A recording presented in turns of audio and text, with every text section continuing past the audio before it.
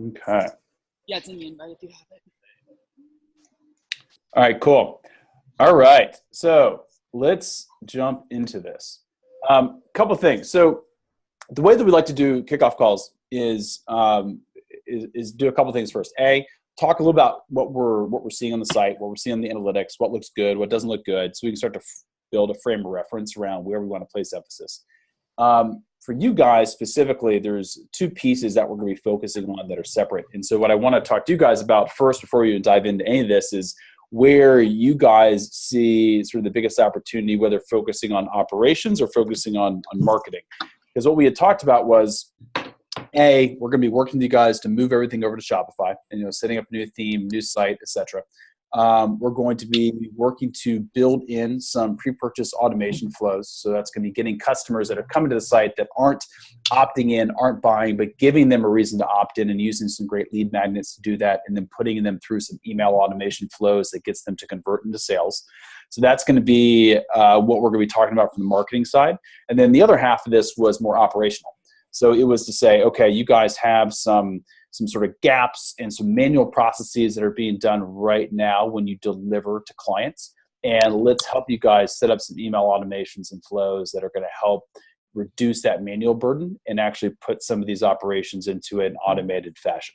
So the way that we should approach this is sort of breaking that into two chunks. We either do the operational piece first or we do the marketing piece first, just depending upon what you guys see as the bigger pain point for you right now. I think operations first, because we're kind of at capacity with how many new clients we can take on right now until we get get everything streamlined and get some of the automations figured out. Like, I'd rather not. I don't want to say I don't want new customers right now, but I'd rather get all the automations in place. Then that helps us to be able to properly service all of our customers. 100%. And I totally know what you mean. You hit there's plateaus, right? And you kind of hit a point where your systems start to break down. So I'm just gonna take some notes here. Yeah, we've hit a point where it's like there's just so many balls in the air that if you're not thinking 5 steps ahead, and then you might miss sending out a syllabus or sending out. So it's I'd rather get the operation stuff down first so that we're not pissing new clients off right off the bat. Yep. Because we're forgetting things because they're not automated. Mm-hmm. So I think what we can do too is we can lay the framework and the groundwork for what that automations could be, map out what they're going to be, show you guys how to set them up, and then maybe while somebody on the team is actually going through the implementation stages of that, we can then sort of move over to the marketing side and start laying out that strategy. So then once the operations is laid out, then we can jump straight to implementation on the marketing side too. Cool. Okay. So what then? That being the case, typically what I like to do is kind of talk a little about analytics, talk a little bit about what the low-hanging fruit opportunities are from a marketing, conversion, and sales standpoint on the first call to help frame that conversation. But since we're going to start with operations first, I think the better conversation to have today is to really do a deep dive and break down what are the bottlenecks right now, kind of what are the manual processes that are being done, and let's start to formulate what those automations can be. And then step 2 is help me just better understand a little bit about the business. So help me understand what is the product catalog? How do you guys move customers through it? Is there a sort of tier in an upsell process? What's sort of in a perfect world, how do customers engage with you, buy from you, and they continue working with you in sort of upsell stages afterwards? Most of the time we get new writers through Open Pitch because that's the cheapest program. It's $35. And then from there, we kind of hope to convert them over to joining the Career Writer program, which is a 5-tiered program starting with pitch prep, going to intensive, then water bottle tour, manager track, to ultimately top tier. And how does that run? Is that run on an ongoing monthly basis, or how are these programs structured? They all run every month, but you have to go through them in order to get up to the top tier program, which is where most of our success stories come from.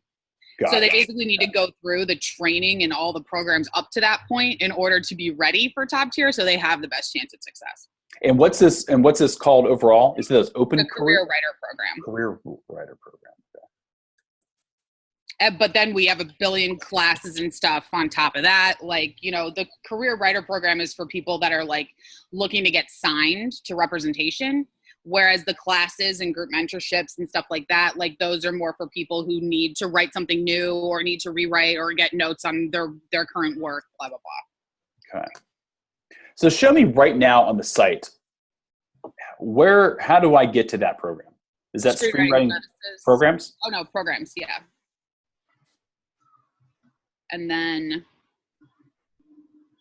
so this is all of, this one's not laid out like the career writer program. So if you go to the nav at the top, because we just recently added a page for the actual career writer program. If you go to screenwriting programs at the top, there's a career writer program thing. That one. Got it. Okay. Okay. That makes sense. Okay. So talk to me about what's the difference do you guys deliver all these in the same way? So are they all pre-recorded training? Everything's live. It's all live. Oh, it's all live. Okay. Mm-hmm. Okay. On Zoom. Okay. Yeah, the only pre-recorded things that we send out are the on-demand webinar library. So the webinars that have already been done. Yep. They can order those, but everything else is interactive, face-to-face, live. Okay. And so then the process somebody's coming through is they're coming to the site, they're finding one of these programs they want to opt into, they're buying it through the site, and they're using Shopify to process it. And then you're just delivering them essentially a Zoom link with a calendar invite for when the live event's going to occur.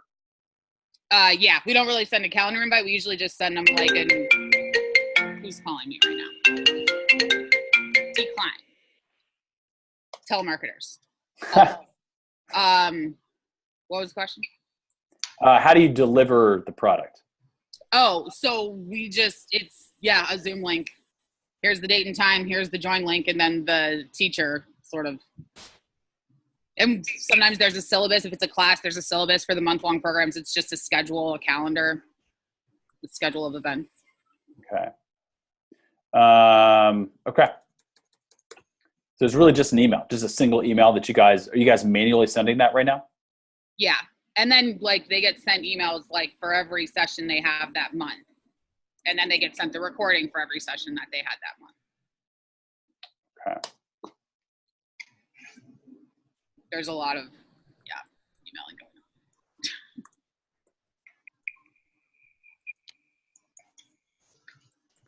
on. Okay.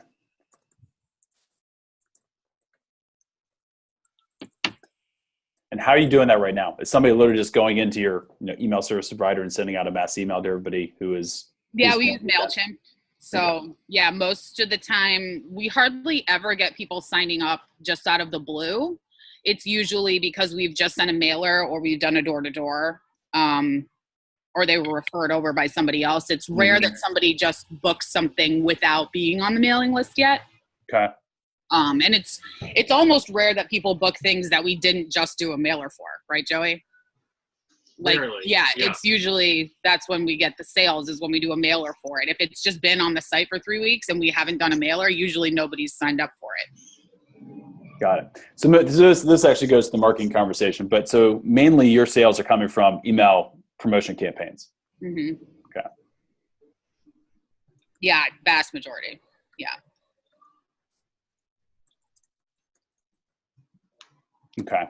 Yeah, and that's going to be, so one of the big benefits of doing the email flow automations on the marketing side is going to be helping to balance out those. So we call those campaigns, what we call them, right? Those are one-off campaigns. They're manual. They get sent versus an automated flow, which is always firing in the background. And it's not happening on a specific day. It's happening in a sequence based upon when somebody triggers the first piece of the flow, right? Mm-hmm. So if you're getting people coming to the site and we're getting to opt into something, we'll figure out what that something is going to be later. You're going to have all these individuals that are firing at a different, on different cadences on different days, pitching them on whatever that first program or that first, if we call it like a tripwire product, is going to be in the series.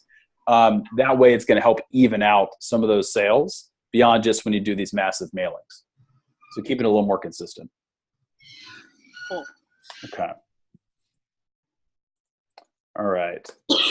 Okay. So I'm taking notes on marketing that we'll come back to when we talk about that piece. Operations wise. So first sort of manual piece that we want to see what we can do from an automation standpoint is going to be post-purchase delivery of the actual product, right? Sorry, 1 second. I'm actually telling Joey to send a link for. You're fine.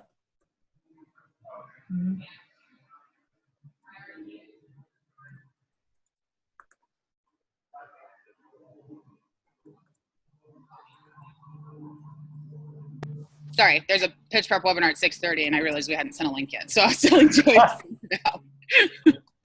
There you go. Cool. Where were we? So I was kind of shifting back over to the automation conversation and operations. But so what I want to do is I want to start outlining specifically what we want to automate. So the first piece is when somebody buys, delivery of that initial link and date, right? Yeah, like if we didn't have to send the link individually, like if their confirmation email included it, that would be great. Yep. Because then it's like, it's idiot proof. We'd probably still send a reminder the day before, but it's idiot proof. Then it's like they can't claim they don't have it. Yep. Yeah. The follow-ups are going to be more difficult, right? Because I'm assuming you're doing them. So how about this? Do you schedule them? Is the cadence always the same? Yeah, so, for the most part, for the most part. Okay. Yeah.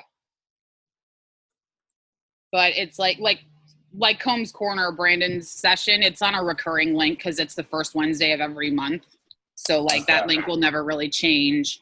And then for intensive, I guess I could make the intensive links recurring. So then it's a more matter of figuring out which links can be recurring that we don't have to update each month or update as people sign up for the following month. The problem, though, is you're still going to have to send them an updated date, right? So even if you automated the delivery, the date would change, right? Right. So we can definitely automate that initial confirmation email without that's not a problem. The other way to do it would be to send them, you could send them reminders and then send them to a landing page. That way you only have to update the landing page. Let me think about it. There's a couple options here. Yeah, there are some things where we just kind of lead them to a landing page, like for the network. But then it's like people still get confused and they're like, oh, I didn't get a link to XYZ thing. And it's like, well, you're supposed to retrieve it from the landing page, which is why I just asked Joey to send out the link, because while it is on the landing page, some people are idiots. Mm-hmm. So we usually resend the join link the day before, even if we've previously put it somewhere else that they can access it. Okay.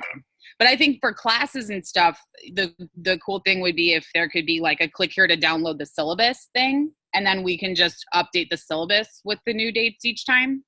Yeah, that makes total sense. Yeah, because we have to update the syllabus anyway as soon as we put up a new class or a redo of a class. So we can, if there's a way for us to just swap out what the syllabus is, and then the link stays the same in their confirmations, just click here to get the syllabus, and then the syllabus has all the updated info. Yep.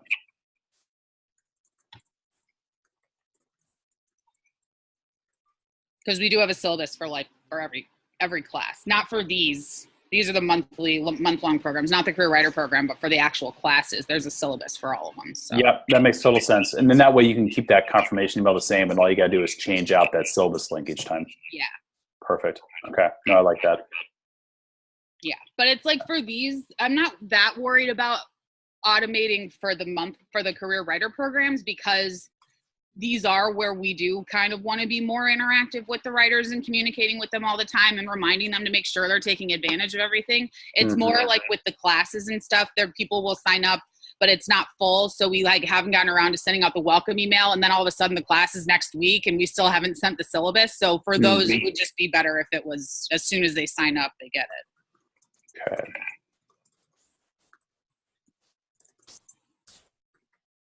Okay, yeah, that's easy to do. And the way we'll do that is we'll just do that with a custom email that'll fire probably from MailChimp to make it easier. We could still have a confirmation email that gets fired from Shopify, And then you could have email that fires immediately after that from MailChimp. So you could actually have 2 in a row. So that way you guys can easily manage it within MailChimp without having to worry about changing it all in Shopify every time. Okay, cool. Okay. Okay. Because yeah, I mean, and then for the webinar library, if it could be specific to what they order, and then they get the link and the password to the recording, because that's always going to be the same, you know. So I guess just customizing all the all of the specific actions, the specific communications they get after purchasing a certain thing, because they're all going to be slightly different. They're all going to be slightly different. So basically just going to need to have a flow triggering for each type of product. Yeah. Okay. Just taking some notes here. And also people signing up for the live webinars, for them to get the join link automatically, especially because everybody's always signing up last minute, and for us to like catch it and send them the join link when they sign up 2 seconds before the webinar is going to start. So what do you guys use to run the webinar? Zoom. Oh, you do it all in Zoom too? Okay. Mm-hmm. All right. Yeah, we use Zoom for everything. Except for Open Pitch. Then we use Skype.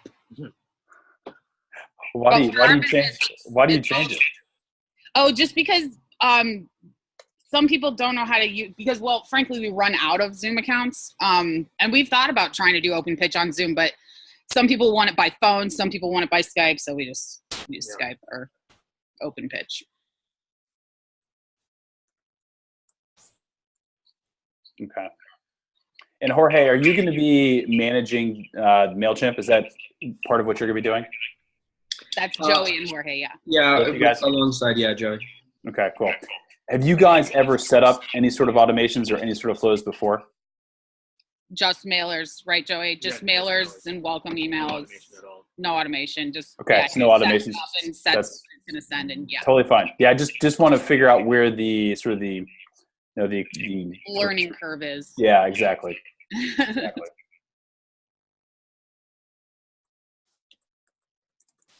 Okay. Okay. What else, from an automation operation standpoint, beyond just delivering post-purchase, what else do you guys having as sort of bottleneck issues that's tech related to the site? Welcome emails. Like, I'm not saying I can solve all of them, but just trying to. I think it's helpful to talk through everything. Yeah, to automate the welcome email for when people sign up for the mailing list. Joey usually manually sends it out to like once a week for the people who have signed up for the mailing list, and has like discount codes and stuff in it. Yeah, it's usually like if somebody signs up for an actual program, then I will email them and say, hey, welcome to Roadmap, like blah, blah, blah, blah, blah. Oh, there you are. But if somebody just signs up for the mailing list, I usually don't email them a welcome email. Oh, I thought you... No, just if they sign up for a program. Oh, then I say welcome to Roadmap. But if they just sign up for the mailing list, I don't usually send anything. So and this kind of actually moves into the marketing conversation. For the newsletter, right? What do you guys use to pitch that? Why are people signing up for it? Do you guys offer pop-ups or anything like that, or is it just like a link on the page that they're just signing up for? Yeah, most of the time people get into the mailing list because they've bought something, or because are you able to tell if people are using the widget on the site to sign up, Joey? Does it ever say it says like embed. It says... Oh, so it says embed? Yeah. Sometimes? Yeah. Okay. But it's usually from us importing a list from a partner, or from them buying something, or from the little sign up for a mailing list thing that's at in the footer of the Wix site. Okay, too. All right. Or signing up for a free thing. Okay. But making a registration, then we capture their email. And you guys offer free trainings? There's like free recorded trainings? Is that what they are? No, it's still live interactive stuff, but there's some of the webinars are free. Like we've got one coming up that's spotlight on the mental health of the artist, and the guy teaching it wanted to do it for free so that as many people could access it as possible. So it's free. Okay. And how do you guys manage the free products? Do you set those up in Shopify as well and have them go through the process? Okay. Yeah, and they're just $0. Yeah. Perfect. Okay. Like if you go to the webinars tab, you'll see a couple of free things on there. That's what we just do. We just make them $0. Okay. No, that's fine. Just want to make sure, because that way you can tee up the automation on that the same way.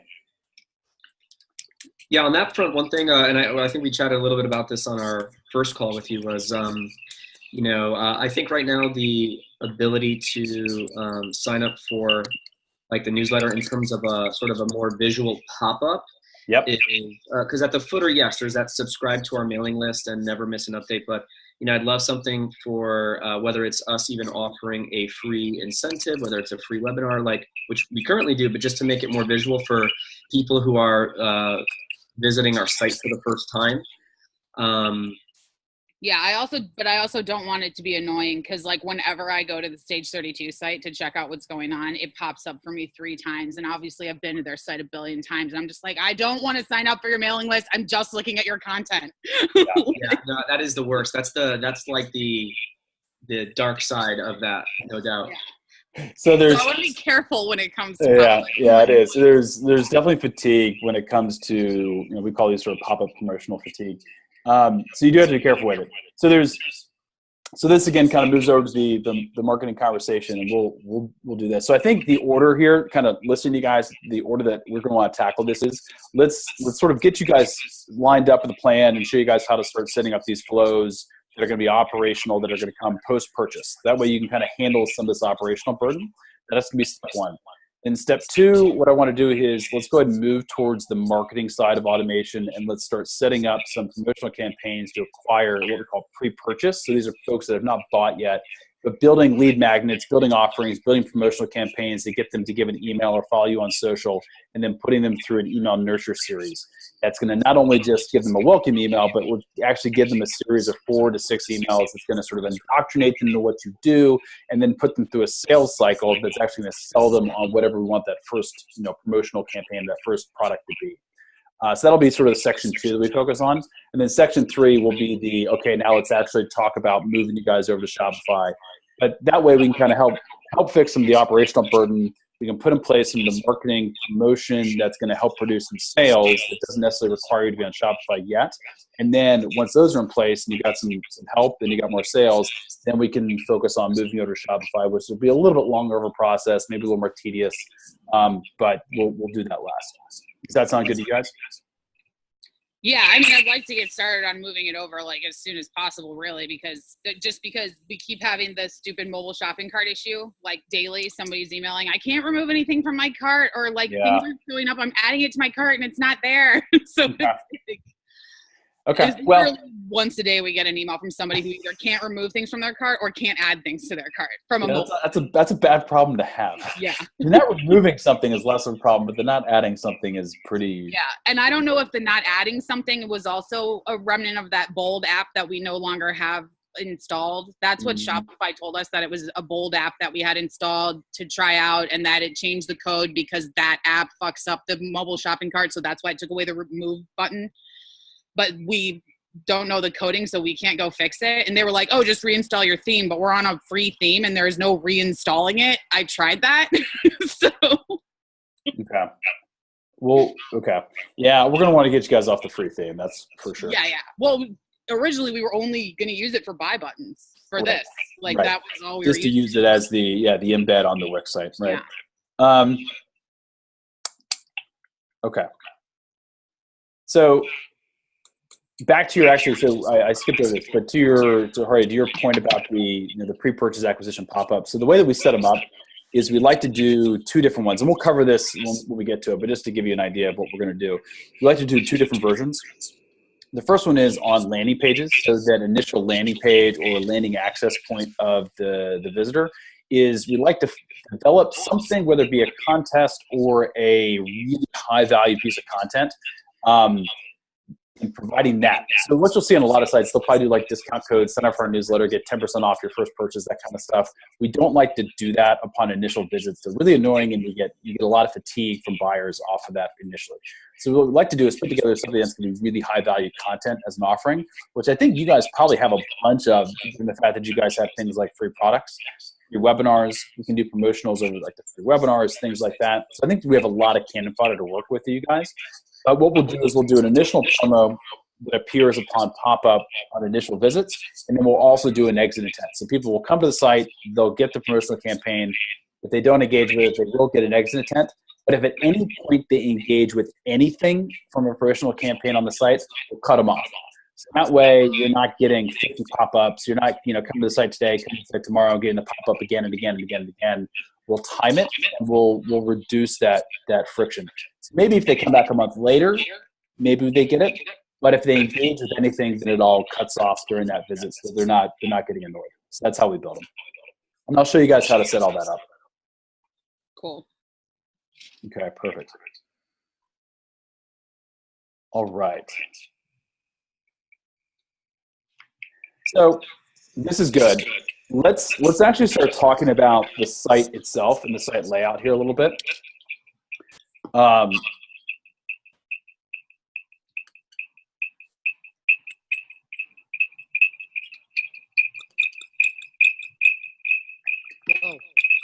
Jorge, I think that's you. You sound like a cricket. I know, it sounds like... Maybe it was me. Was it you? I guess. So let's talk a little about, walk me through kind of how you guys have everything structured right now. So right now, like the About tab just kind of has like companies that work with us, sort of about us, who we are, and then sort of some of our partners like Dragon Board and Slam Dance. Yep. And then I just put the contact roadmap there because there wasn't enough space it used to be over next to Writer's Corner, but then it ran out of space, so it just started saying more, and you had to click more to get to contact roadmap, so I just put it in there instead. Okay. And then the competitions one, which is open and closed competitions and fellowships. The one that's open right now is the elevator pitch competition, and the diversity initiative runs every month, but those other 4 are closed. And so what's a competition? It's a contest where they either submit material, like their script to win, or for the elevator pitch one, they send a recorded pitch of their project. Okay. So it just depends on what the contest is. Are these paid initiatives, or how do these run? Those, the Route 1 one and the top tier contests, they had to pay to enter. The other ones are free. Got it. Okay. And Jorge is now in the process of developing our flagship contest that we're going to launch in May, right? Yeah. Okay. I just dropped this thing. I don't know where it went. So I'm just taking a look at these, and the reason why is I'm trying to get a sense for functionality.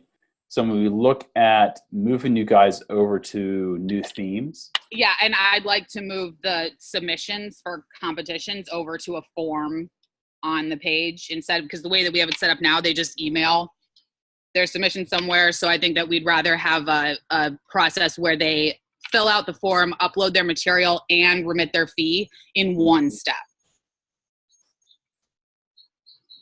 Okay.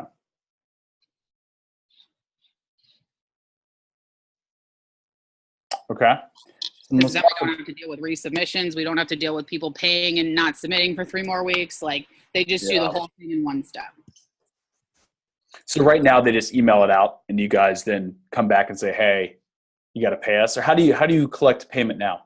The last time that we ran it, they were able to order it, register on the Shopify store or on a buy button, and then they were just instructed to email their submission to contest@roadmapwriters.com. But I'd rather just embed a form that has a payment portal in it so that they submit their material and pay at the same time. Mm-hmm.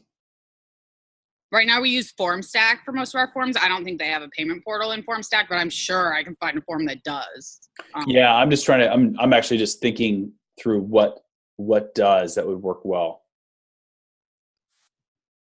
I'm also wondering if we could do it as, you could set it up as a sort of a Shopify product where they pay, right? And then they get an email that links to a form, right? So you could get payment submission first and then have them fill out just a regular form. That way you don't have to combine it and you don't have to accept payment through a separate third party. You can keep it all through Shopify. So we can talk about that one further, but just something to think about. So we're not sort of splitting up the way you accept payments in too many different ways. Mhm. Yeah, on that topic, something for a previous competition that I ran is we had before the customer would actually enter in their payment information, we would require to capture some minimum information. So for example, like the title of their script, their name, and I think maybe their email address. And the reason was because, you do find instances where sometimes someone is looking to potentially enter a contest, but then they abandon. So then what we were able to do is anybody who, even if they didn't pay yet, because writers sometimes will wait for the last minute. There's a bunch of reasons why they may not want to complete the transaction at a specific point. We would then have enough information of theirs where we can then remarket that individual and say, hey, the deadline, just a reminder, the deadline's in 3 days. So, submit this before the deadline, or, hey, here's $5 off, get it in before the end of this day. So creating a sort of funnel of grabbing their information, getting some of that a little bit early on, even before a payment standpoint, could be valuable in terms of the remarket, because we would see usually about a 60% success rate in remarketing that person, because we even have the name of their script. So it's like, hey, and send your script 12th round in, and that's something, if we're just as we're having this conversation about that. Also, there is and Dorian, we can and Joey, we can chat about this as well, but Film Freeway is a very clean way to bring in scripts, and that would really alleviate a lot of the need to establish a backend. However, that does come at the cost of giving up a percentage per entry. So if there were a really good way organically for us to still capture some, because we have a lot of writers that we already work with. So if we did have a means of pulling that in so that we don't have to pay out that percentage, that would be great. So, having our own process flow of pulling this in could be really solid. Okay. I think the question is, and again, and the reason why I'm thinking it through is trying to figure out if we can do it within Shopify versus having to go to a separate payment platform.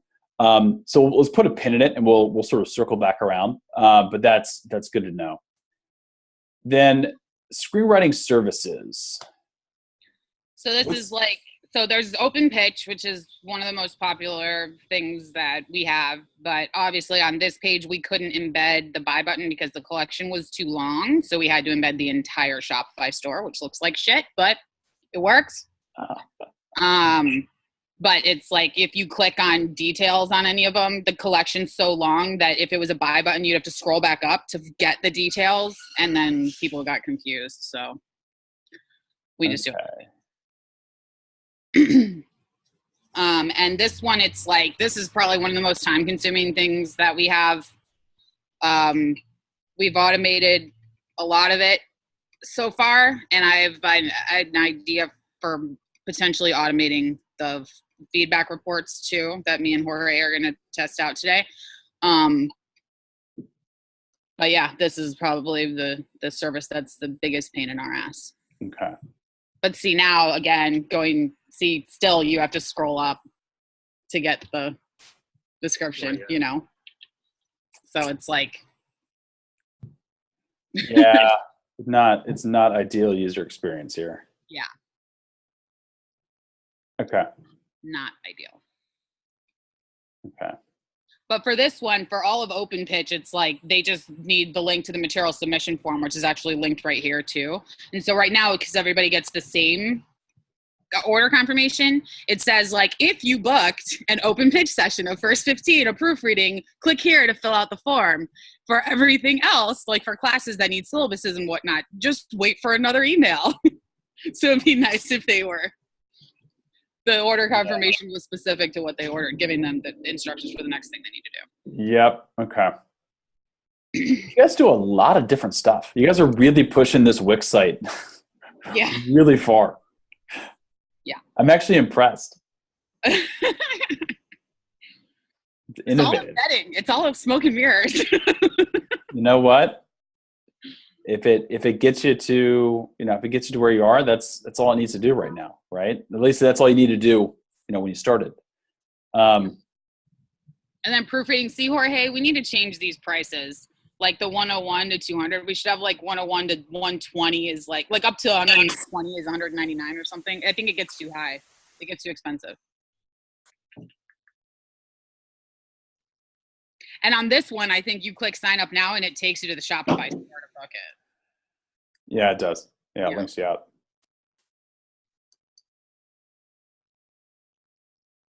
Okay. So we sort of have it done in multitude of different ways. Some you click and it takes you to the Shopify store. Some it's a buy button. Some it's the entire store embedded. So it's like. Yep.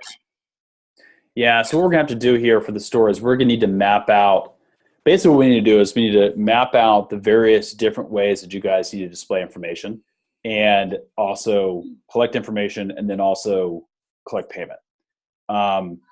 Some of this we can do within the theme itself by choosing sort of the right Shopify theme. And then other pieces, what we'll do is we'll have to use sort of custom page builders.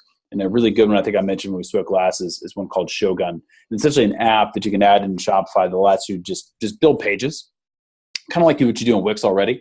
And so a combination of using sort of the standard Shopify template itself and then using Shogun to build custom pages that give content, as well as allow for submissions, and then making these sort of connections between products just much more seamless. That way you're not linking in and out of, embedding pages and all this kind of stuff. Oh yeah, totally. That was why originally I wanted to move just everything over to Shopify when I realized we were going to use it for the store so that people didn't have to bounce back and forth and blah, blah, blah. So I'm glad that we're going to do that now. Yeah, it's the right move. It's not going to be, we're still pushing the limits here a little bit because you guys do some different stuff, but it's 10x better than than what you're doing on Wix.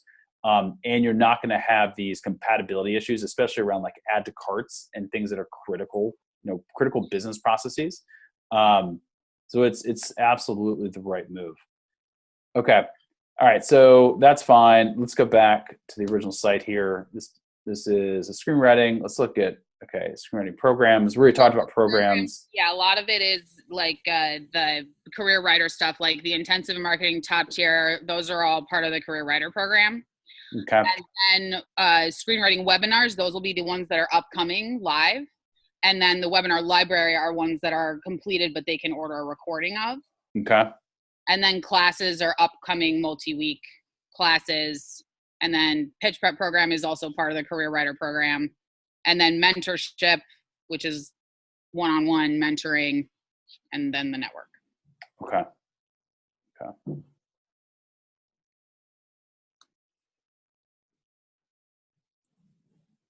I think this is the other one that we couldn't embed the buy button because it was too long. Yeah, so the whole site. Wow. Okay. It works.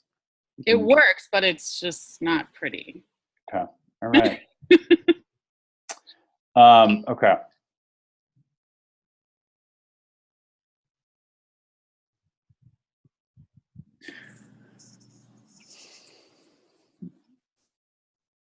So let's talk to me a little bit about sort of sales right now. So first off, I'd love to get that new webmaster report that you guys have coming, I think on Friday, I think you said, right? April 6th. Mm-hmm. I'd love to take a look at that. I took a look at the one in October. It's really detailed, right? There's a lot of information in there.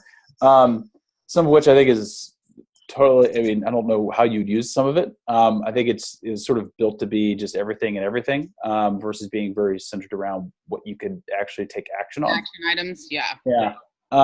Definitely. Joey was just like, yes, exactly that. All a bunch of numbers. It's just a bunch of fucking numbers with no instructions on what to do with them. And it looks like he spent a ton of time pulling it together. And I read through it. I was like, I'm more confused than I am when I started. So like, there's a lot of stuff there, right? And I was able to dig out some good little nuggets that's helpful. But at the end of the day, it's way too much information to take any sort of action on for you guys. So my question was, how are you using them? What have you guys been using any of that data to make marketing decisions so far? No. All right. That's fine. That's kind of what I thought the answer was going to be. Okay. So right now, what's sort of the main lever that you guys are pulling to increase sales right now? Is it just email campaigns? Is it partnerships? What's driving growth right now? Right now, the remarketing. Remarketing, so just ad retargeting, remarketing. Yeah, because we just brought Jorge on a month, 6 weeks ago, and he was like, "You guys aren't doing targeted remarketing." We were like, "What's that?" It's gold, is what it is. Mm-hmm. It really is. But yeah, most of the time, like the biggest value for us is when we partner with somebody and they're going to give us their emails of the people that have submitted to their contest or submitted for whatever it is. Like that's always the biggest influx of new potential customers. And then you're basically sending out mailing promotions to those email addresses. Like, and do you send like a special thing, or sometimes you just add them to the mailing list and then they just start getting mailers? For tracking board, when we ever got those emails, I always sent them a For tracking board, they got a welcome. Yeah. For Slam, do we get emails from Slam Dance? No. Oh. It was really just tracking board. Yeah, it's really just tracking board, I guess. Thanks, That Jorge. really gave us emails. Thanks, Jorge. Do you guys segment those at all in terms of what you promote to them? No. Okay. So how do you run promotions? You know, because it seems like you've got a lot of product, right? There's a lot of things here that you can have people doing, right? Yeah. What's the marketing strategy? Well, nobody signed up yet. We do a mailer. You know what? And that's typically kind of how it starts. And so that's why I was asking is, you know, so you guys run a contest, and I'm that email list, right? And now I'm in your list. What do I get? What's the first promotion I get? The next email that gets sent out, right? Yeah, the next whatever you guys would send out anyway. If they didn't sign up for a program, then just the next email. If they did sign up for a program, then the welcome email. Okay. What's in the welcome email right now? Just essentially just a welcome, like, hey, this is who we are. Who we are, and it's a link to like a private page that has like a free webinar that they can sign up for, information about us, just like free things, like send us your script, read the first 10 pages for feedback. Okay. Just to kind of get them indoctrinated, kind of pull them into the ecosystem a bit. Yeah. Okay. All right. And then like in terms of like the limited remarketing that we've been doing is because, we do need, I think, to put into place a more sort of like structured, firm sort of approach to it. But essentially, like Joey will send out the initial mass email of something, and just simply based on whoever is opening or whoever is clicking, we're being selective and then retargeting those people with sort of like a more personalized email. So it'll be like, hey, and then doing like the first name. So it's, hey, Alan, saw that you're interested in this, just so taking a little bit more, personalizing a little bit. So it feels like it's actually a one-to-one connection, and then maybe incentivizing them with a small discount to do something, to actually take the final action. Yep. Okay. So beyond the welcome email, right? What's the next, how do you guys determine what your next, promotion is going to be? Like this week, what email are you sending out and what are you promoting this week? It's basically just which classes or sessions are coming up that needs to be filled. Got it. Okay. So it's really just you trying to fill up whatever the next big class is. Yeah. Okay. All right. Okay. If you were to do, so is there anything that's like evergreen that for somebody who's first time, right? So let's say I sign up for, I just sign up for the newsletter, right? But you want me to buy something. What are sort of the evergreen products that I can buy at any time? What's the number one product that's like an evergreen product you want me to buy as a first time visitor? What does evergreen mean? So evergreen means something that's not necessarily contingent on a date, right? So like, so for example, right, when you build out automated flows, the concept around it is that, Tim could sign up last Friday, Mary could sign up on Monday, I could sign up on Wednesday. And each of those people are going to get the same series of emails that are going to be dripped to them, say every other day. So let's say each of those people are going to get 6 emails over the span of a week or 2 weeks. And so the content of those emails will be the same, but each of those people are going to get them on different days, right? Because they're flows that were triggered automatically.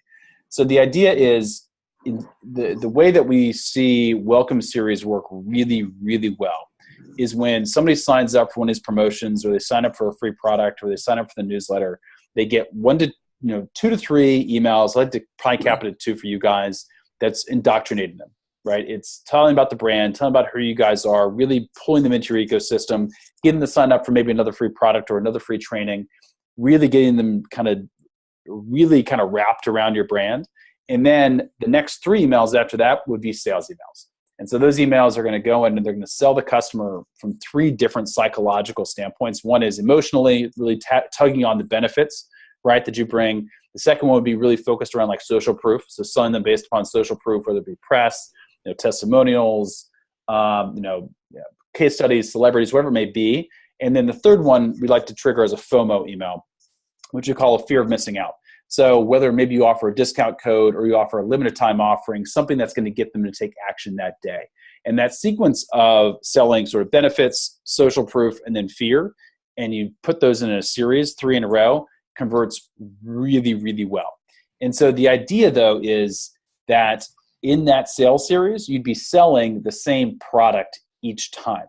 So the question is, if you have this sort of background engine, this sort of system that's running in the background and sending out emails automatically, is there something that you could link to sell them that would work no matter what day, what time of year it is?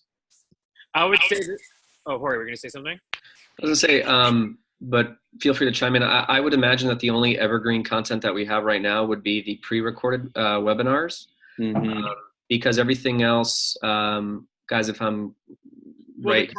We have consultations. We have first 15 consultations where a writer can sign up anytime and just order one and then get that exec to give notes on their script. That's something that they could use. They could sign up anytime. It's not time sensitive. Do you find that somebody that signs up for one of those tends to then also come back and sign up for one of your more expensive products? Yes. Okay. So it would be a good sort of, we call it a tripwire. So something that's maybe a less expensive option, offered all the time. They could sign up whenever, and by signing up for them puts them into like an upsell series where they're most likely to buy your next most expensive thing. Yeah, I would say first 15s and the webinar library are probably most appropriate for that. Perfect. Okay. Awesome. Okay. That's good. Okay. So this is a lot. So I want to try to break this down into pieces so we can get really executional about this. So then the first piece here is going to be the operational automation. So what I want to do is I'm going to go back, talk to my team, and we're going to sort of outline kind of what needs to be implemented and start pulling together sort of directions and instructions for how to start setting up these automations for you guys specifically in MailChimp and tying it into Shopify. And then that's what we're going to go over and talk about next week, is starting to set up these post-purchase automations. So that's going to be step 1. Then step 2 is, you guys tell me if you want to do this first or if you want to do it afterwards. We can step 2, we can either start the move to Shopify, or we can start setting up these welcome series automations that are going to put people into the sales sequence, this automated evergreen sales sequence flow that I just talked about. We can do that second, or we can start moving to Shopify.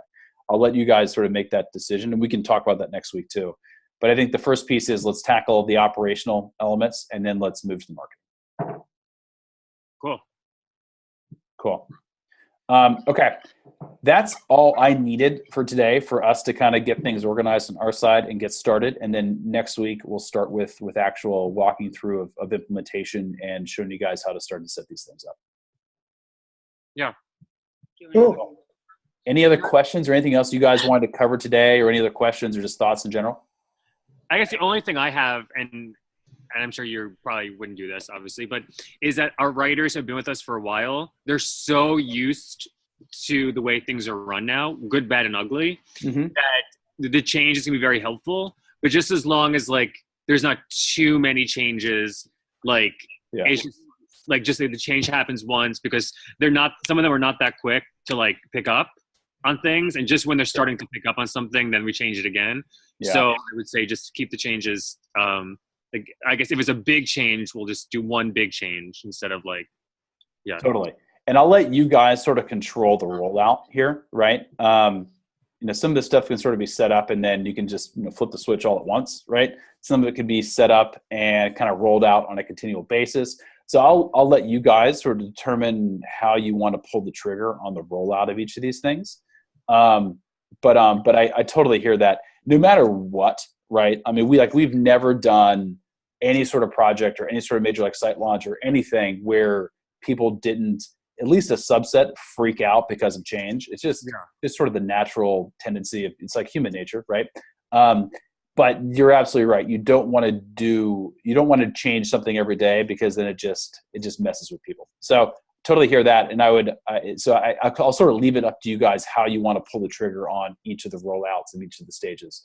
But like I said, some of the stuff can be kind of teed up in the background, and then you pull the trigger all at once if you want.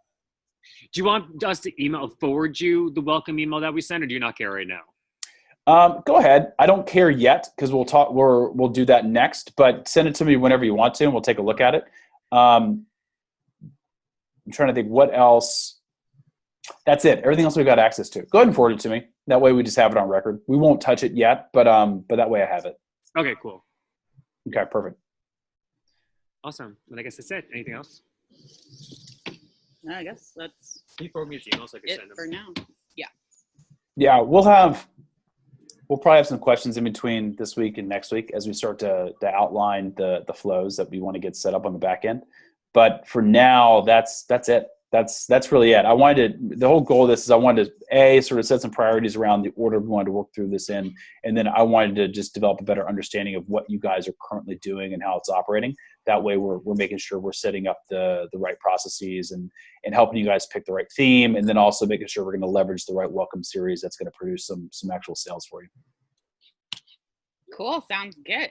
Cool. Sounds like a plan, guys.